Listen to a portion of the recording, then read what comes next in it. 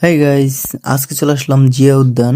আসার পরে দেখি চারপাশে হাজার হাজার কোটি কোটি মানুষ। কেউ ছবি তুলতেছে, ভিডিও করতেছে, কেউ বা আবার ফুল দিতেছে, আবার কেউ ইন্টারভিউ নিতেছে। না, চারপাশে সবকিছু ঠিক আছে, কিন্তু দেখেন এই অপদার্থ কি করতেছে। যাই হোক, এইসব কিছু দেখার বিষয় না, আমরা এখন শক্তি পরীক্ষা করবো। যাই হোক, সবকিছু বাদ, এবার আমরা দেবো পুশ আপ। না ভাই, সব তামাশা বাদ, এবার লাইনে আসেন। আপনি আশেপাশের রাস্তা দিয়ে যখন হাঁটবেন তখন দেখতে পারবেন যে সবাই জান্নাতের একটা হাড়ি নিয়ে বইয়ে রয়েছে। না ভাই, আমি বুঝি না এগো কি বাপ ভাই নাই, মানে কি কমু, মানে বুঝলাম না ভাই। তোকে যন্ত্রণায় তো কোথাও বেরোয়া যাইবে না, তোরা তো সব জায়গায় ব্লক করে রাখছো। এরকম যদি জান্নাতের হাড়ি তোরাই যদি লইয়া লইয়া ঘোরো, তাহলে আমরা কি করবো?